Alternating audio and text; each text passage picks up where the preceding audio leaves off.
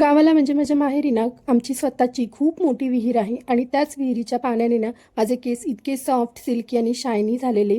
त्यामुळे पुण्याला आल्यानंतर ना आज 4 ते 5 दिवसांनी मी केस धुतले, कारण पुण्यामध्ये आहे बोरचं पाणी आणि बोरच्या पाण्याने केस खूपच खराब आणि चिकचिकी होऊन जातात.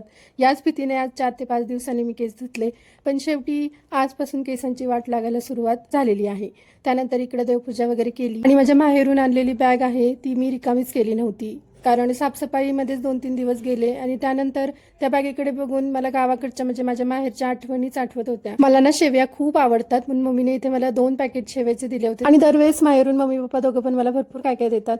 पण यावेळेस माझी बॅग खूप मोठी झाली होती, म्हणून मम्मीला म्हटलं की यावेळेस मला नको, काही नेक्स्ट टाइम येईन तेव्हा दे. मम्मी जुने कपडे काढत होती तेव्हा हा वन पीस माझ्या बहिणीचा आहे तो मला दिसला, मग मी घेऊन आले. आम्हा दोघी बहिणींकडे ना भरपूर ड्रेस आहेत, पण आम्हा दोघींना एकमेकींचे ड्रेसेस वगैरे घालायला खूप जास्त आवडतात. तुम्ही सुद्धा हे रिलेट करत असाल तुमच्या बहिणीसोबत तर मला कमेंट करून नक्की सांगा. त्यानंतर सगळे कपडे कपाटामध्ये ठेवून दिले आणि लागलीच नवीन बेडशीट घातलं. थोडीशी मग घरातली बाकीची बारीक सारीक कामं केली आणि बाहेर वातावरण उन्हाचं झालं होतं मस्त, मग दुपारची एक झोप काढली. संध्याकाळचे 5 वाजून गेले होते आणि मला भूक लागली होती, म्हणून मी एक मोसंबी होतं ते खाल्लं आणि संध्याकाळच्या जेवणाला लवकरच लागूया म्हटलं, कारण आम्ही थोडंसं बाहेर जाणार होतो आणि नेहमीचा पडलेला प्रश्न म्हणजे संध्याकाळी जेवणामध्ये बनवायचं तरी काय. मग मी आज म्हटलं चला काहीतरी वेगळं बनवूयात, म्हणून ऑनलाईनच सगळ्या भाज्या मागवल्या. त्याच्यामध्ये मोठी भरताची वांगी होती, कोथिंबीर, मिरची आणि बटाटे मागवले होते. एवढं मोठं वांग होतं तर ते मी भरीत तर नाही करणार, पण मसाले भात करूया म्हटलं, म्हणजे वांगी भात. तर त्यासाठी एक अख्खं मोठं वांग इथं कापून घेतलं, थोडीशी भाजी करेन वांग्या बटाट्याची आणि थोडंसं मसाले भातामध्ये टाकेन, तेवढ्यातच लाईट गेली. शीप म्हटलंच लवकरच मी जेवायला लागले, त्यात आम्ही बाहेर जाणार होतो. संध्याकाळी येऊन मी कधी बनवलं असतं आणि जर लाईटच नसती तर इकडे मसाले भात होत आला होता आणि एका साईडला मी वांग बटाट्याची नुसती तिखट मिठाची भाजी माझ्यासाठी स्पेशल बनवत. आणि मी जर एकटी असेल ना आणि लाईट जर गेली तर मला करमतच नाही, मला खूपच जास्त भीती वाटू लागली. पण लगेचच लाईट सुद्धा आली आणि नुकतेच 7:30 वाजत आले होते. म्हटलं चला मस्तपैकी फ्रेश होऊयात. सो इथे आधी फ्रेश झाले, केस वगैरे जरासे विंचरले, झाडून वगैरे काढलं आणि देवाची पूजा करून घेतली आणि तेवढ्यातच माझे मिस्टर पण आले, ते पण लगेचच फ्रेश झाले आणि मग मी दोघांसाठी पण ताट रेडी केलं. एका ताटामध्ये वांगी भात वाढून घेतला